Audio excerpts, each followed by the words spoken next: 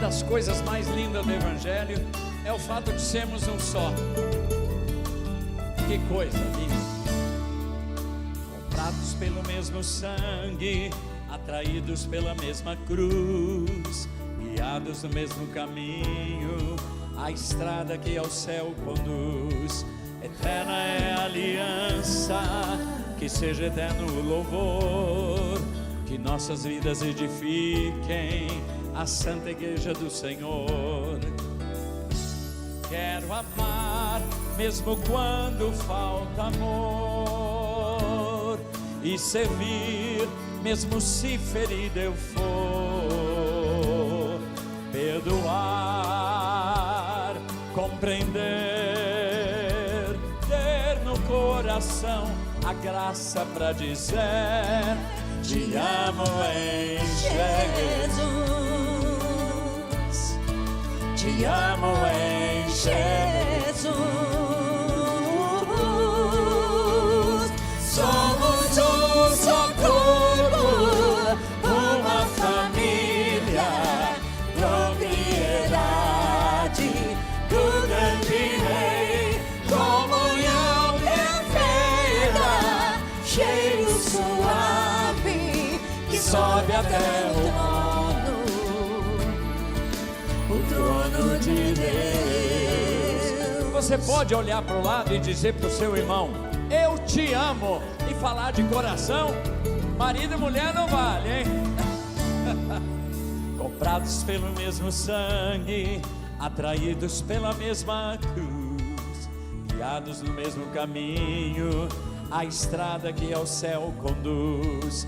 Eterna é a aliança, que seja eterno o louvor, que nossas vidas edifiquem a santa igreja do Senhor. Quero amar mesmo quando falta amor, e servir mesmo se ferido eu for, perdoar, compreender, ter no coração a graça para dizer: te amo em Jesus. Eu amo vocês em Cristo. Te amo em Jesus. Somos um só corpo, uma família, propriedade do grande Rei, comunhão perfeita, cheiro suave que sobe até o trono de Deus.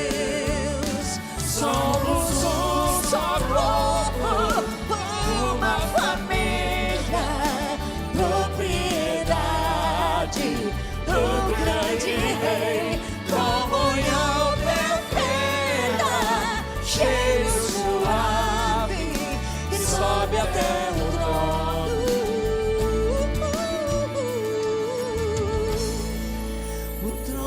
de Deus. Obrigado, Deus. Obrigado, porque o teu amor nos fez um só, Pai. Sequer merecíamos. Muito obrigado, Pai. Glória ao Senhor. Glória a Deus. Acho que pode ir, irmão. O que você vai fazer? A gente, cada vez que canta essa canção, a gente lembra dessa impossibilidade transformada em possibilidade. Como é que pode gente tão diferente? Meus irmãos, cada um criado de um jeito, cada um comeu uma coisa, cada um teve um pai, teve uma mãe, alguns nem pai tiveram, alguns nem mãe, alguns nenhum dos dois, e ainda assim fomos feitos um só, meus irmãos. O único que quer nos dividir é Satanás, meus irmãos. O único que causa divisão é o diabo. Deus nos juntou e estabeleceu um único preço: o sangue do seu filho. Esse é o preço. No mais, somos um só, meus irmãos. Você pode até olhar para o lado e falar: eu sou mais bonito com esse irmão, né? Eu sou mais ajeitado, mas, meus irmãos, isso é uma besteira tão grande. A gente é um e ponto final. Amém, meus irmãos? Glória a Deus.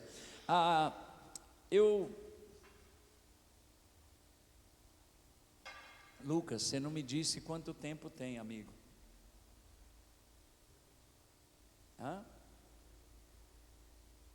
Você está achando que eu estou te ouvindo, né? Falando com essa vozinha assim. Tá. Eu queria dividir com os irmãos. Será que pode tirar um pouco do grave? Tira para mim um pouquinho, porque para cantar tá ótimo, para falar, que a voz é mais para baixo. Meus irmãos, eu tenho sido ingrato muitas vezes.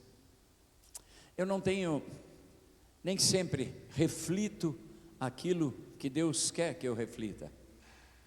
Eu tenho aprendido muito com a minha mulher. Minha mulher é grata. A minha mulher se enfurece com a ingratidão. E eu tenho aprendido com ela, mas muitas vezes eu erro o alvo. Erro o alvo quando eu me ponho na frente das situações.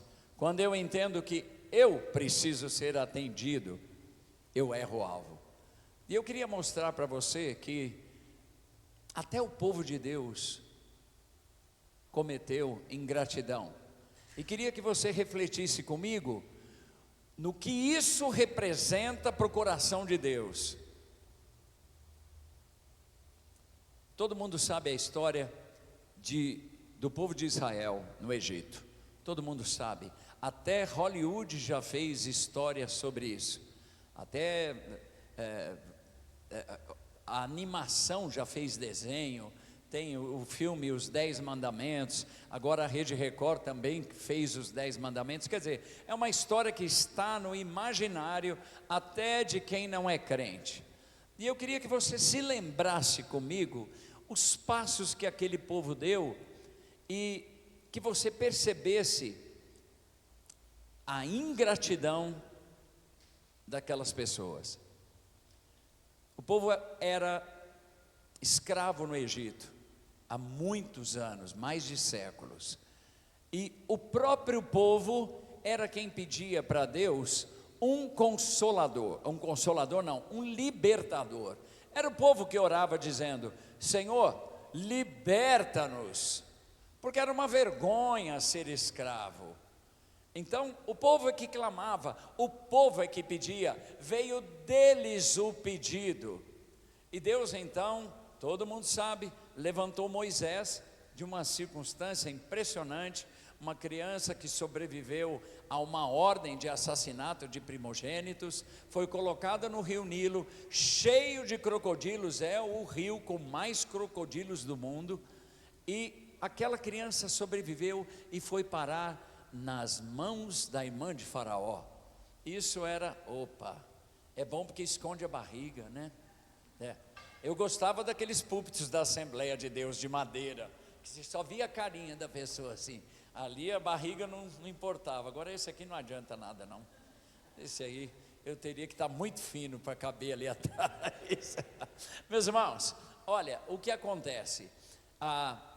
Deus levantou Moisés para ser a resposta da oração do povo. Moisés era exatamente o resultado do clamor do povo. Então Moisés se levantou, vou encurtar a história que é longa. Moisés se levantou e começou a ir diante do Faraó e dizer para o Faraó: deixa o meu povo ir. A gente aprende isso na escola dominical. Era incrível essa história. E cada vez que Moisés chegava diante de Faraó e dizia: deixa o meu povo ir, o coração de Faraó se endurecia e ele dizia: não deixo. Mas entendam, o povo representava a força de trabalho do Egito. O povo era muito importante para a economia do Egito. Então, deixar o povo ir não era tão simples, mas era o pedido de Deus, atendendo a oração do seu povo. E aí cada vez, todo mundo sabe, Deus mandava uma praga. Cada vez que Faraó dizia não, Deus mandava uma praga. Quem pode citar pelo menos uma praga? Ninguém lembra das 10 pragas do Egito? Falem comigo. Ninguém lembra nenhuma? Qual? Piolho. Deus me defenda. Que mais? Água que virou sangue. Que mais? Moscas, infestação de mosca. Meus irmãos, uma mosca já irrita profundamente. Imagina uma infestação de rãs, fogo que desceu do céu, úlceras por todo o corpo. Que mais teve? Eu não me lembro de todas, mas a principal foi a morte dos primogênitos. E nessa última praga anunciada, Faraó, perdendo seu filho, ele abriu mão e disse: vão embora, levem tudo. E uma das coisas mais impressionantes, meus irmãos, é que para o seu povo, o Senhor disse: para que não morram os primogênitos, vocês vão passar no umbral da porta de vocês, no batente da porta de vocês, o sangue de um cordeiro puro, imaculado.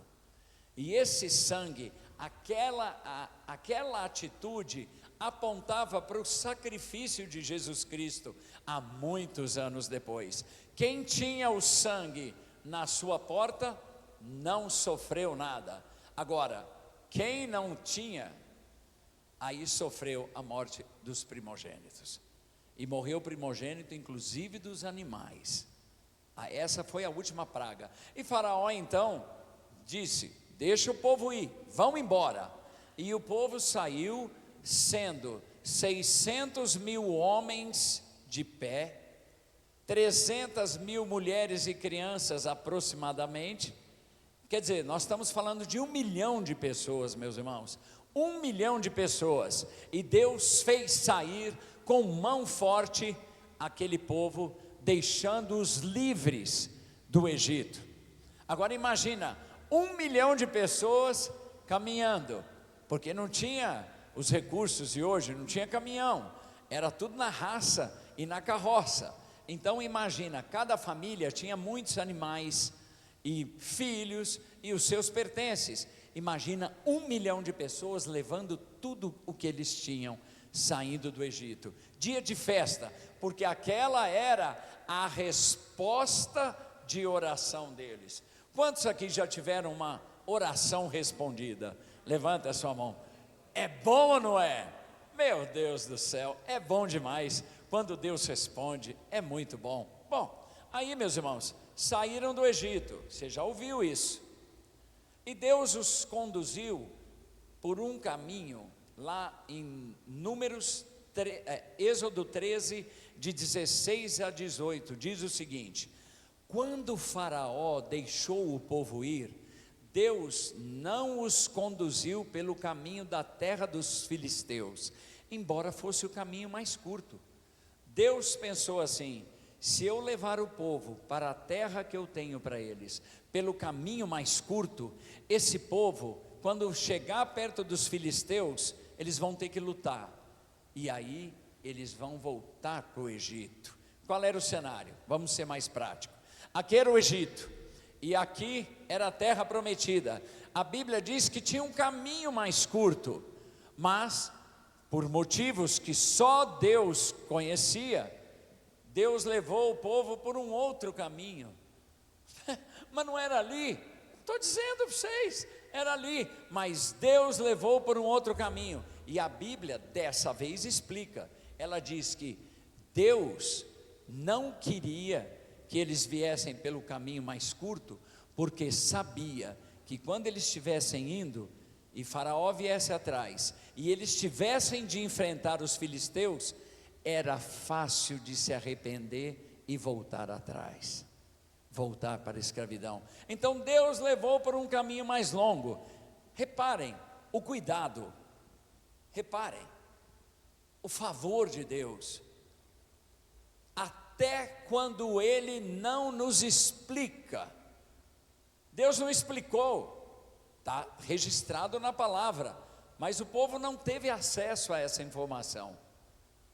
Deus simplesmente queria que o povo confiasse, afinal, Ele tinha acabado de livrá-los com 10 pragas impressionantes.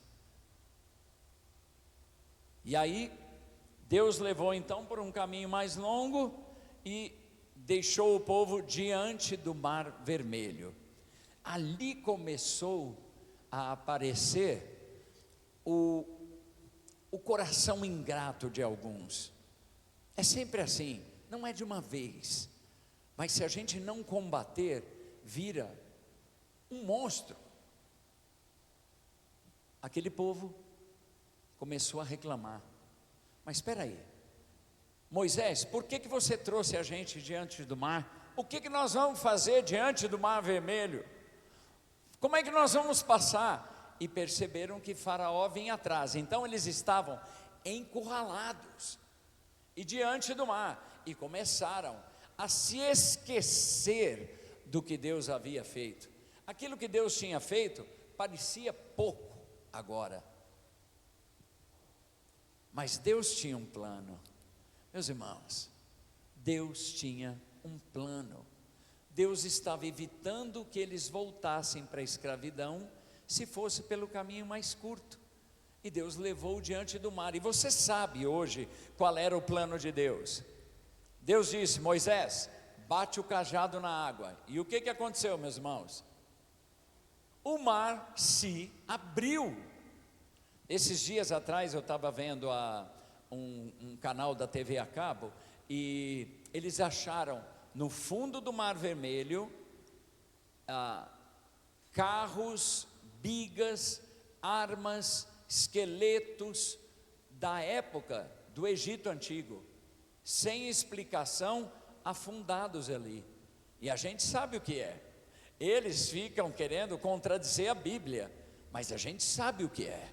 Deus fez o seu povo passar a pé enxuto. É o que diz a palavra, meus irmãos.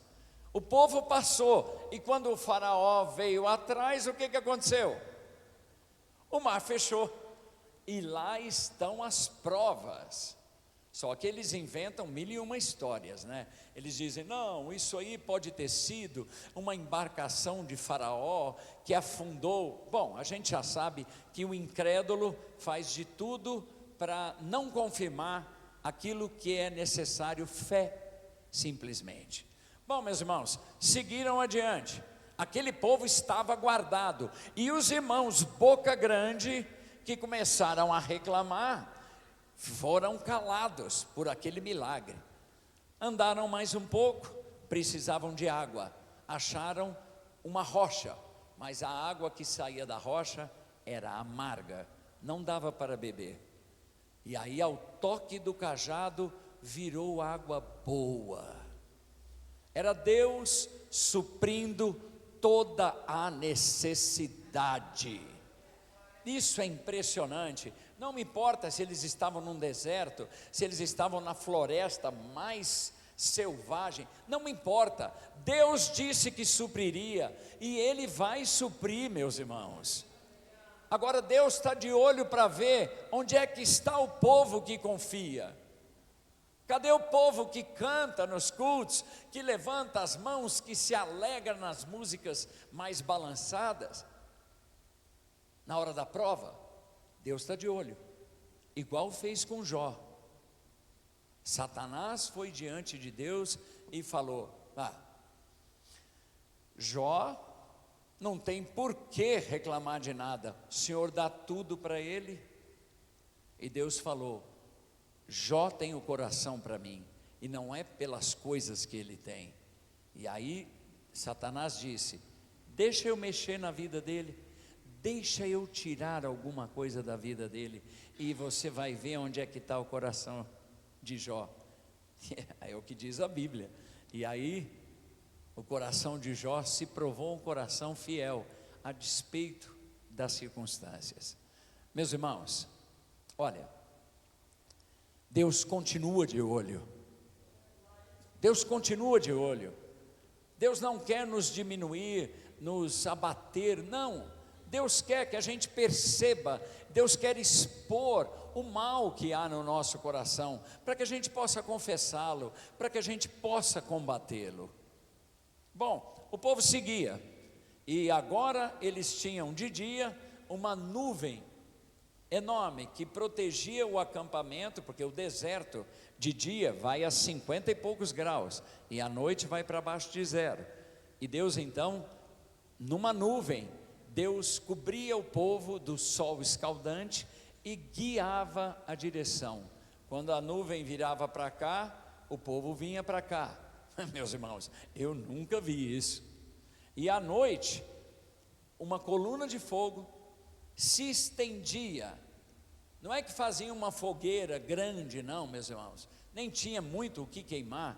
Era fogo que ficava suspenso no meio do arraial, aquecendo o povo de Deus, afastando os animais selvagens. Era Deus na sua forma mais impressionante. Era o próprio Criador cuidando do seu povo. E aí caminharam um pouco mais. Num dado momento, o povo começou a reclamar de novo. Ai, que saudade do Egito. Meus irmãos, era o mesmo que dizer, que saudade da escravidão. Agora, quantos aqui têm filhos? Levantem as mãos. Muito bem. Quando um filho é ingrato, a gente sabe o que faz no coração da gente. É como se apunhalassem a gente. Eu fico pensando, Deus, se a Bíblia compara a Deus a um pai, para que eu o entenda, Deus se compara a um pai.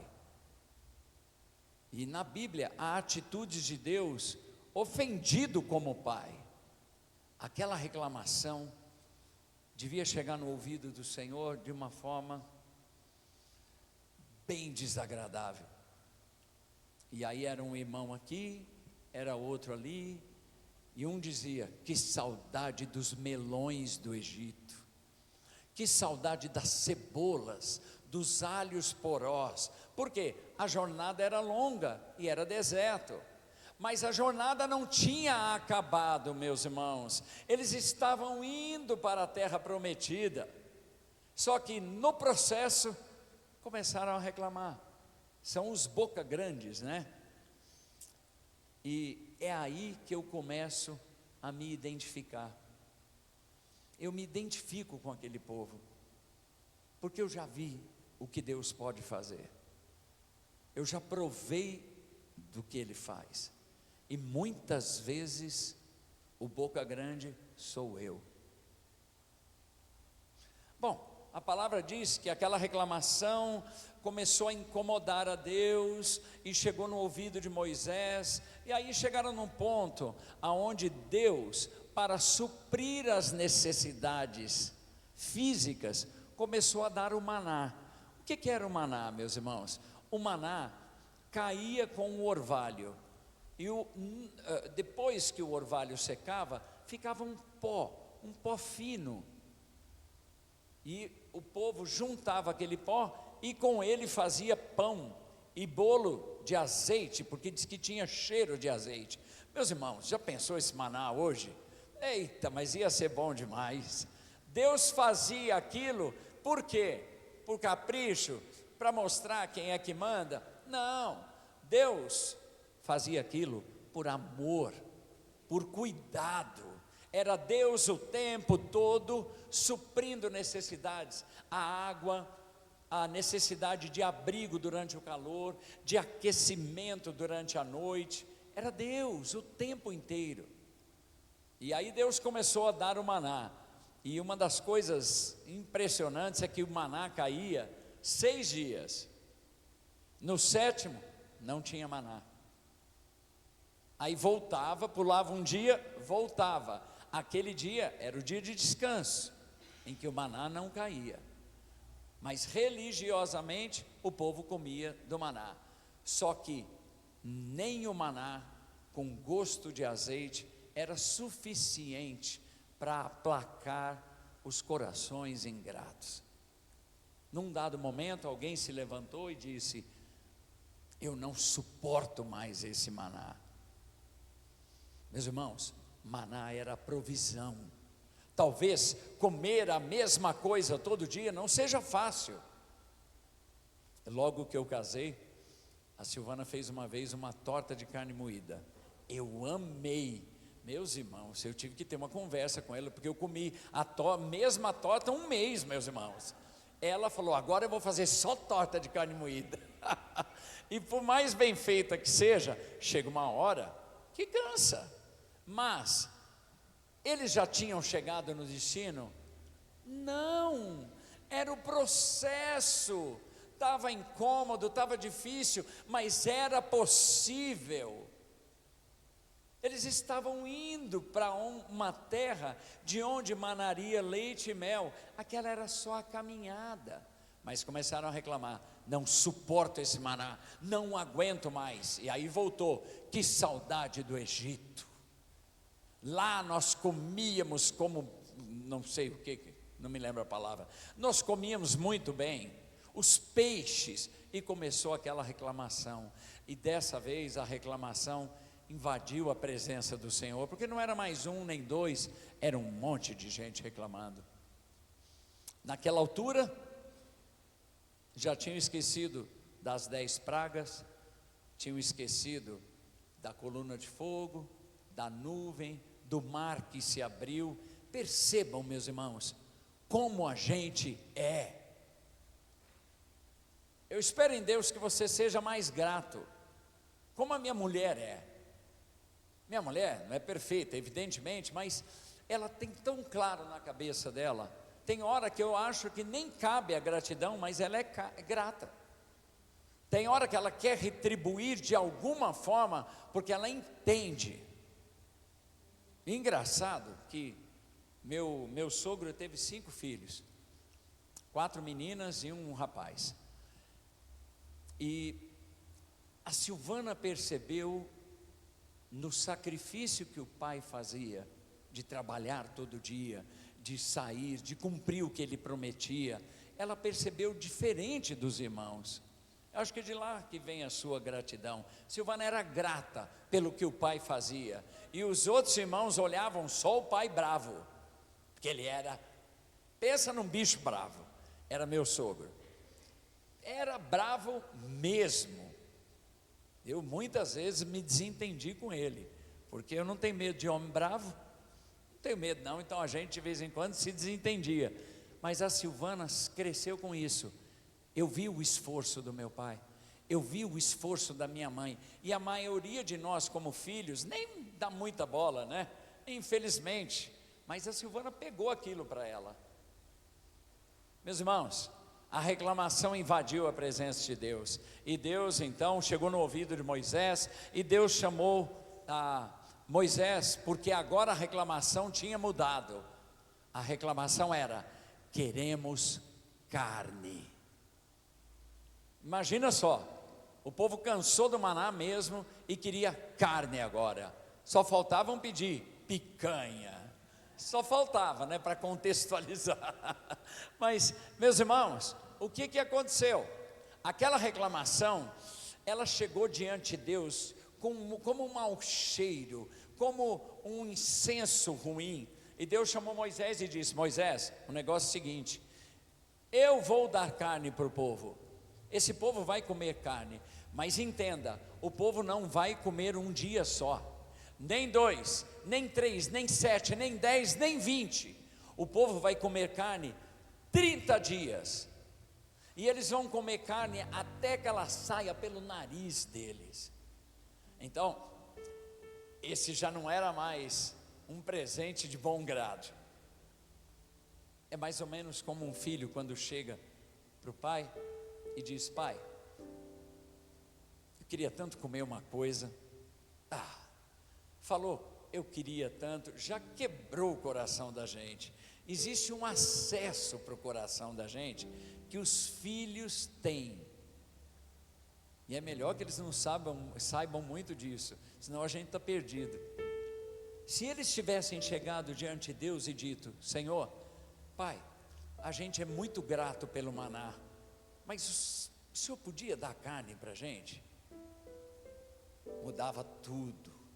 Era um pedido fruto de um coração que entendia a circunstância e que era grato. Mas não, se o filho chega: pai, você me pôs no mundo, você tem obrigação. Já fechou a porta, estragou tudo. E com Deus não foi diferente.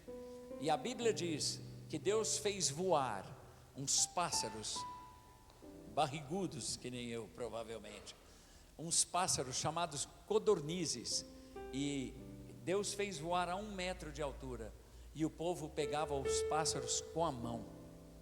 E a Bíblia diz que a palavra de Deus se cumpriu. Eles comeram tanto, mas comeram tanto, que se enfastiaram daquela carne, e muitos morreram por causa disso. Naquele momento em que Deus diz: Moisés, eu vou dar carne para o povo, Moisés falou para Deus: como assim o Senhor vai dar carne? Será que vão matar todos os rebanhos?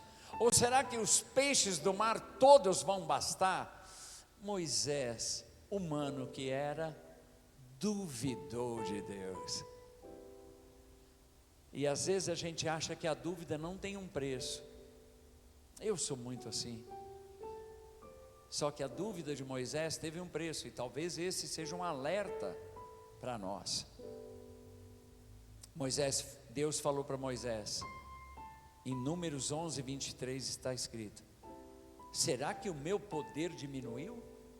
Será que a minha mão encurtou, Moisés, de forma que eu não possa cumprir o que eu estou dizendo? Ah, meus irmãos, esse era um Deus nervoso, chateado.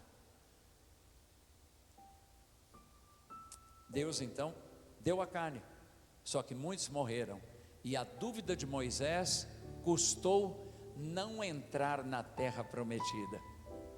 Deus disse: Moisés, porque você duvidou, você não vai entrar na terra prometida. Sobe no monte e eu vou te mostrar a terra de longe. Isso vai ser o mais perto que você vai chegar dela. Então, a dúvida tem de ter limite. A dúvida vai existir. Os pássaros vão voar acima da minha cabeça. Eu não posso impedir que eles voem. Eu não posso impedir a dúvida de brotar no coração, mas eu posso impedir que os pássaros façam ninho na minha cabeça. Essa é a diferença, meus irmãos. Eu estou com dúvida, mas eu não vou alimentá-la.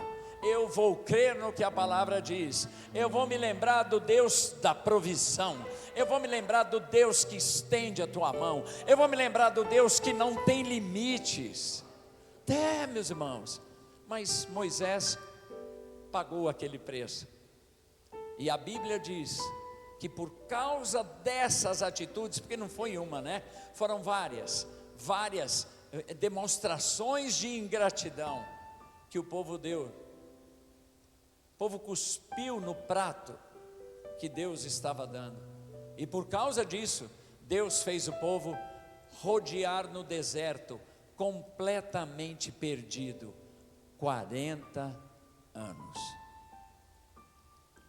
Para quê?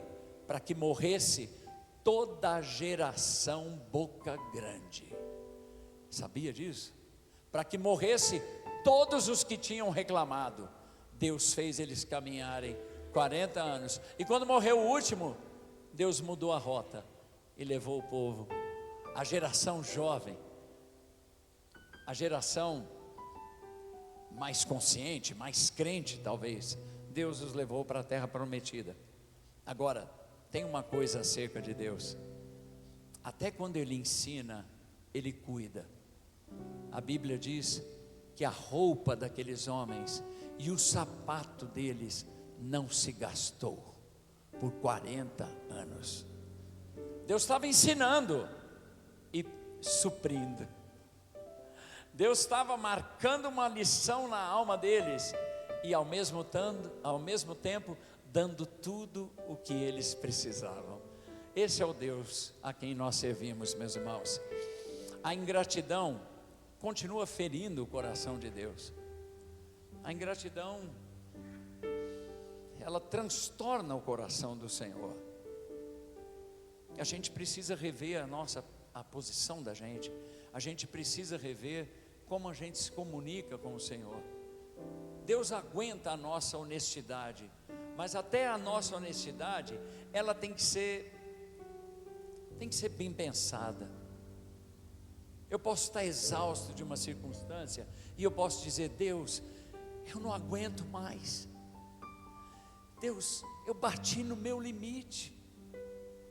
Agora, Deus, não suporto o que o Senhor está fazendo comigo. Se é uma pessoa que nunca viu as 10 pragas, se é uma pessoa que não viu o mar se abrir, que não comeu do maná e não bebeu da água ruim que virou água boa, Deus compreende. Lógico, a pessoa não sabe o que está falando. Mas, meus irmãos, e nós que já vimos tanto?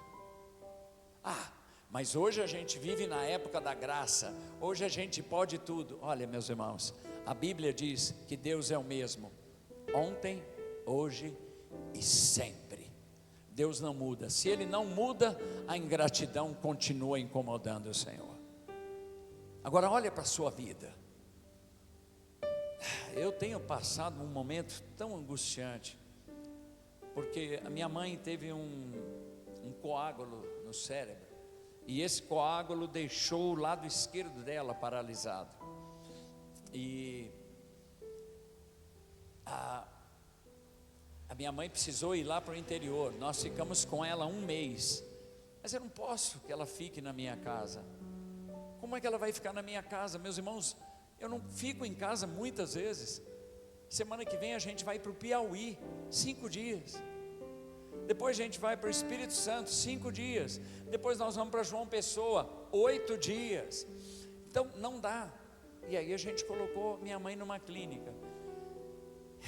E tem sido uma luta.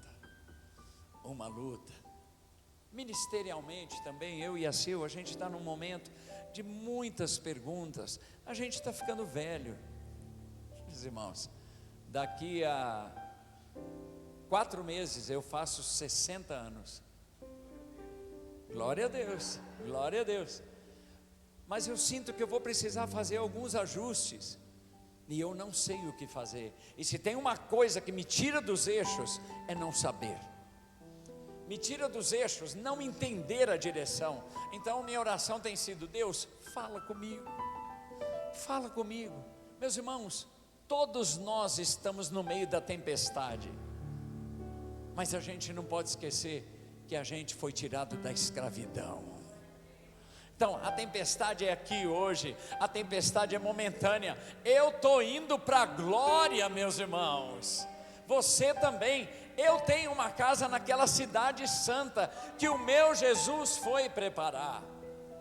Então, meus irmãos, vamos entender, não acabou, é só o processo. E se for preciso, Deus ainda manda uma nuvem indicando a direção. A minha nuvem não apareceu ainda. As certezas que eu gostaria de ter nesse momento da vida, eu ainda não tenho. E você também deve ter os seus perrengues aí, os seus ais. Mas Deus continua o mesmo. E Deus ainda procura adoradores. Se você olhar o adorador, tem muito a ver com a gratidão. Então, fala com Deus agora. Corrige a tua vida. Deus entende os nossos limites. A gente só não pode esquecer que está lidando com o Rei da Glória. Eu não posso pôr isso de lado. Não dá para negar isso. Deus quer falar, Deus quer abençoar, Deus quer alcançar o nosso coração. E Ele nem sempre responde na hora que a gente quer, nem do jeito que a gente quer. Isso é que me irrita. Humanamente falando. Mas Deus sempre responde. E tudo que Ele faz é o melhor. Tudo que Ele faz é bom. Ele está olhando para você, Ele tem os olhos dele voltados para a sua vida. Eu achei lindo aqui o irmão falando. A gente vai em muitas igrejas e na hora do dízimo tem locais que colocam uma pessoa cheio de pompa para falar do dízimo. Aí chega aquele camarada cheio de jeito, cheio de afetação. E aqui hoje veio esse senhor, como é que ele se chama? João. Veio o seu João e mais do que as outras vezes falou tanto comigo. Aquilo é a verdade. A gente passa puro, mas nada falta. A vida do brasileiro não tem sido fácil, mas nós não seremos os primeiros a mendigar o pão. Aquele que serve ao Senhor não vai mendigar o pão.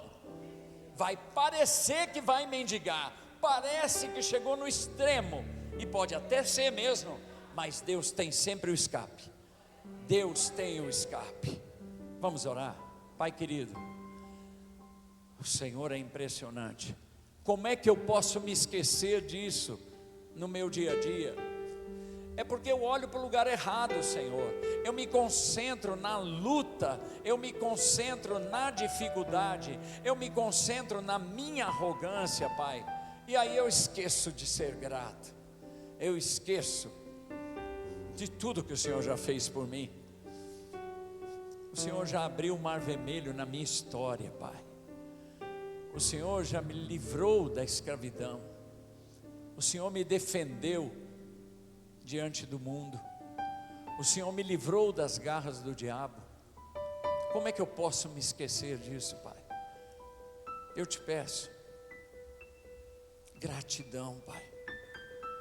Opera em nosso coração, Pai, essa forma tão simples e tão linda de viver, sendo grato. Não deixa a gente esquecer. Não deixa a gente esquecer um copo d'água que nos foi dado. Não deixa a gente esquecer uma consideração, uma palavra de amor. Não deixa, Pai. Ajuda-nos a mostrar o caráter de Jesus Cristo, Senhor. Eu te peço em nome de Jesus, não nos deixe olhar só as encrencas da vida, porque a vida do crente não é só encrencas. Pelo contrário, a nossa vida é mais vitória do que qualquer outra coisa. Mas ajuda-nos a falar como o salmista: bendize, ó minha alma, ao Senhor, e não te esqueças de nenhum só dos seus benefícios. Essa é a nossa oração, Deus, até que Jesus volte. Em nome do mesmo oramos. Amém.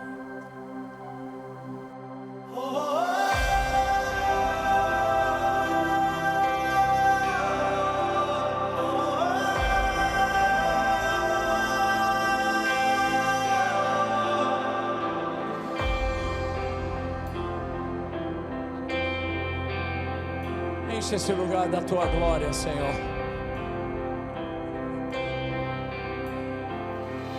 Com resplendor de um rei, em majestade e luz, faz a terra se alegrar, faz a terra se alegrar.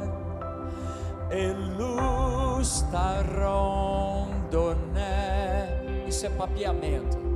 Escuridade da bai, ta tembla passo voz, ta ui de temor. Japonês. Não tem doina, wareno no shu, anata sente o shiru, e dai na caminho. Todo joelho se dobrará e toda língua confessará que Ele é o Senhor. Em italiano: il terra in mano a te, eterno senza età, principio e fine sei, principio e fine sei. Espanhol: mostraste no son la Santa Trinidad, Cordero y el León, Cordero y el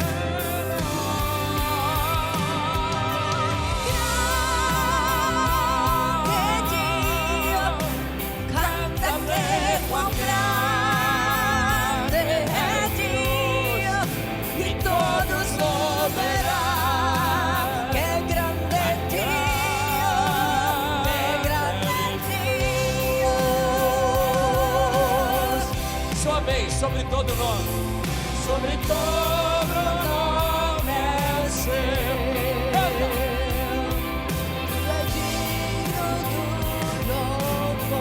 Glória a Deus.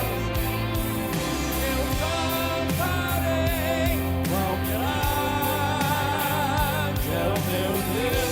Vamos ficar de pé, vamos. Canta de novo, erguendo as suas mãos. Sobre todo nome é o seu.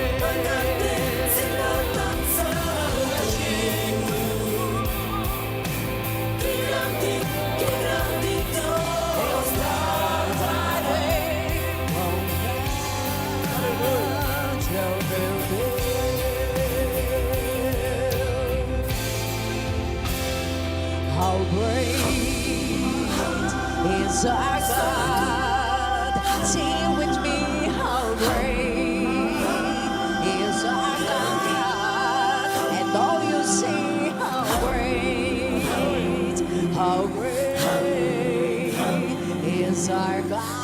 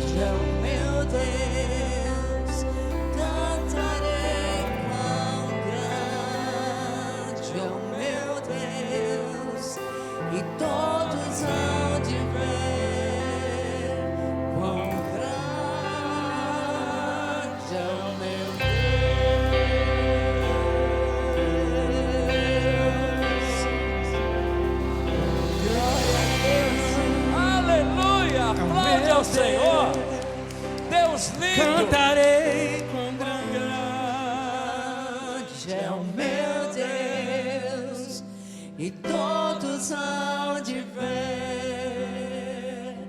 quão grande é o meu Deus. Se você pode, cante isso mais uma vez de todo o coração.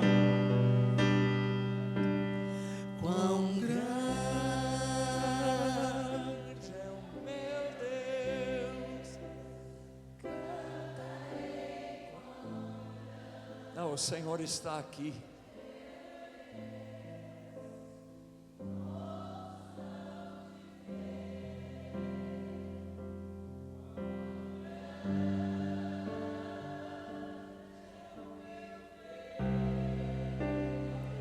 Nome sobre todo nome. Aleluia, Jesus. Sobre todo nome é o seu. Tu és digno do louvor. Eu cantarei quão grande é o meu Deus. Deus A de última provisão. vez. Sobre todo nome.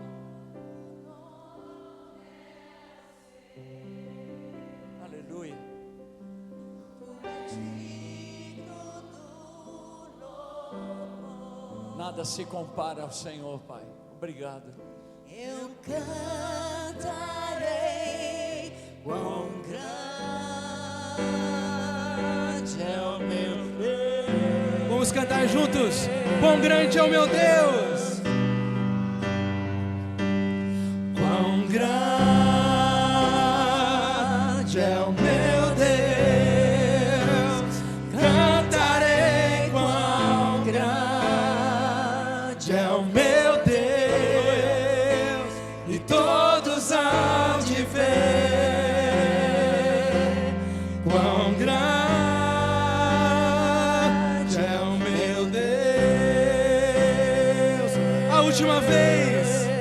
Quão grande, quão grande é o meu Deus. Cantarei, quão grande É o meu Deus, e todos hão de ver Quão grande é o meu Deus.